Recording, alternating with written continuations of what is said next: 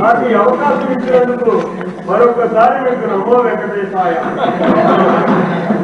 ధన్యవాదాలు అధ్యక్ష. ఈరోజు ఈ బడ్జెట్ సందర్భంగా ఈ అవకాశం ఇచ్చినందుకు వెనకబడిన ప్రాంతం రాయలసీమ ప్రాంతం అది కడప నియోజకవర్గం నుంచి వచ్చాను. ఈరోజు కడప అంటే చారిత్రాత్మకంగా వెంకటేశ్వర స్వామి తొలి కడప నుంచి వచ్చాను. విపరీతమైన మినరల్ రిసోర్సెస్ ఉన్న ప్రాంతం నుంచి వచ్చాను. కానీ మా నియోజకవర్గానికి మంచినీళ్ళు లేని పరిస్థితిలో మేము చాలా కొట్టుమిట్టాడుతూ ఉన్నాము.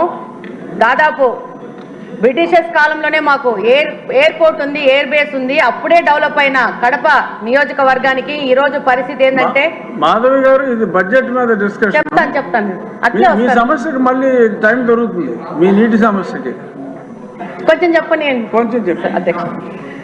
ఈరోజు దాదాపు 164 స్క్వేర్ కిలోమీటర్స్ విస్తీర్ణం ఉన్న కడపలో దాదాపు ఈరోజు 5 లక్షల జనాభా ఉంది. 1971లో 23,000 జనాభా ఉన్న ప్రాంతం ఈరోజు 5 లక్షలుగా జనాభా తయారైంది. కానీ ఈరోజు బడ్జెట్లో కేటాయింపులు చాలా విభాగాలకు కేటాయించినారు. అందులో భాగంగా ఈరోజు మా ప్రాంతం నుంచి మాకున్న ప్రధాన సమస్యను ఈరోజు సభ దృష్టికి తీసుకురావాలని చెప్పి ఈరోజు మీకు అవకాశం అడగడం జరిగింది. అందులో భాగంగా ఈరోజు మాకు వాటర్ రిసోర్సెస్ గురించి చూస్తే 2 water resources, Penna river, Buggavanka almost అది ఫంక్షనింగ్లో లేదు. పెన్నా రిసోర్సెస్ వస్తే, పెన్నా రివర్కి వస్తే 2 గండి water works, Lingampally water works నుంచి మాకు నీళ్ళు వస్తున్నాయి. దాదాపు కరువు పీడిత ప్రాంతం వల్ల దాదాపు ఏ డివిజన్లో కూడా 3 నుంచి 4 రోజులకు గాను ఒక్కసారి నీళ్ళు ఇవ్వలేని పరిస్థితిలో కడప నియోజకవర్గం నడుస్తూ ఉంది.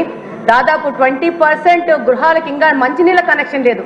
మేము కార్పొరేషన్ దాదాపు 20 సంవత్సరాలు కార్పొరేషన్గా ఏర్పడి 20 సంవత్సరాల నుంచి 10 సంవత్సరాలు కాంగ్రెస్ పార్టీ, 10 సంవత్సరాలు వైసీపీ పార్టీ, కార్పొరేషన్ అక్కడున్న శాసనసభ పక్షగా వాళ్లే ఉంటూ గవర్నమెంట్లో లాస్ట్ 5 సంవత్సరాల నుంచి అదే పార్టీ ఉన్నా కూడా పూర్తి నిర్లక్ష్యానికి గురైంది.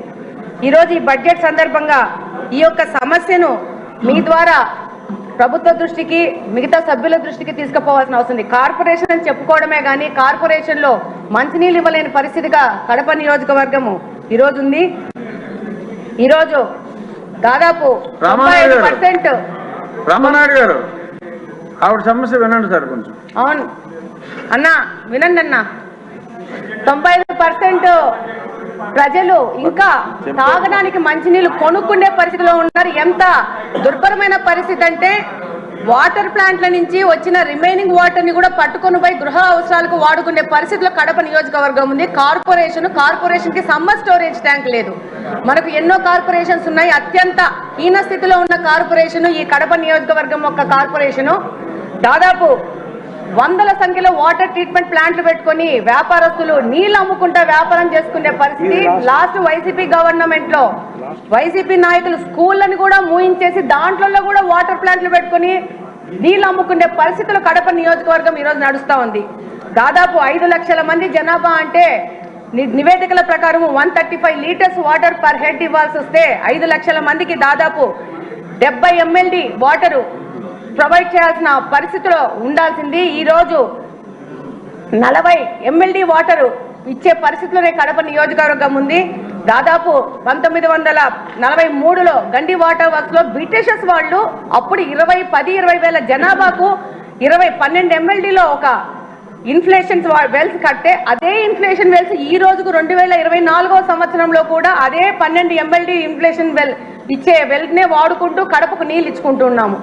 దాదాపు 5 నుంచి 6 రోజులకి నీళ్లు రాని పరిస్థితి. వచ్చిన నీళ్లు మురికి నీళ్లు ఎందుకు వస్తున్నాయంటే డ్రైనేజ్ వాటర్ తీసుకెళ్లి మీ అందరికీ తెలుసు కడపలో బుగ్గొంక అని ఉంటుంది.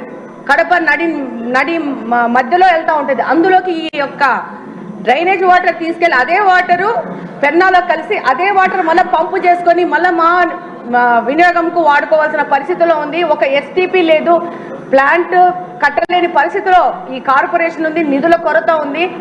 డెఫినెట్ గా ఈ యొక్క పాత గవర్నమెంట్ అంతకుముందు సోమశీల బ్యాక్ వాటర్స్ అనే ఒక పథకాన్ని ప్రకటించినారు కాంగ్రెస్ వాళ్ళ టైంలో.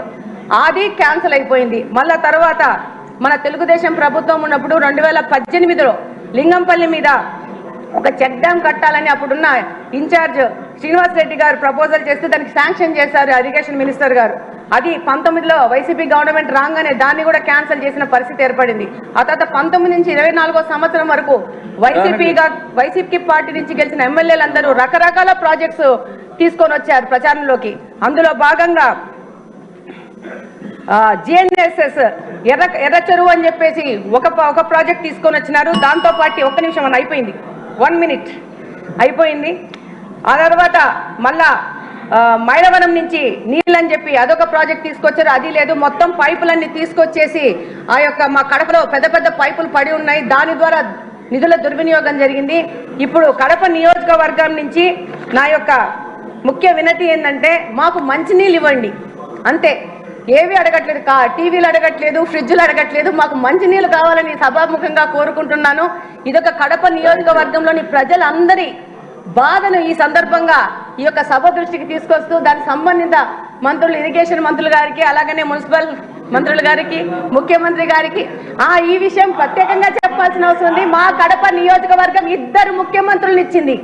2 ముఖ్యమంత్రుల యొక్క నిర్లక్ష్యానికో మరి వాళ్లకు కడప అంటే చిన్న చూపు, కడప హెడ్ క్వార్టర్స్ లో మంచినీళ్ళు లేని పరిస్థితిలో కడపను తీసుకొచ్చినారంటే చాలా దౌర్భాగ్యమైన పరిస్థితి. మా కడప నియోజకవర్గం ఒక డిప్యూటీ సీఎం ని కూడా ఇచ్చింది. ఆయనకు అవగాహన రాహిత్యం వల్ల దాదాపు కడప నిర్లక్ష్యం చేసుకుని కడపలో నీళ్లు లేని పరిస్థితి, నీళ్లకు రామాని కొట్టుకునే పరిస్థితికి ఈ రోజు కడపని తీసుకొచ్చారు. డెఫినెట్ గా మంత్రులు గాని, ముఖ్యమంత్రి గాని, సంబంధిత మినిస్టర్లు గాని ఈ యొక్క విషయాన్ని పూర్తిగా మీరు 3 నిమిషాల్లో ముగించమ్మా. ఆదినారాయణ రెడ్డి గారి తర్వాత ఆయనకి ఇద్దాం అన్న. థ్యాంక్ యూ అన్న.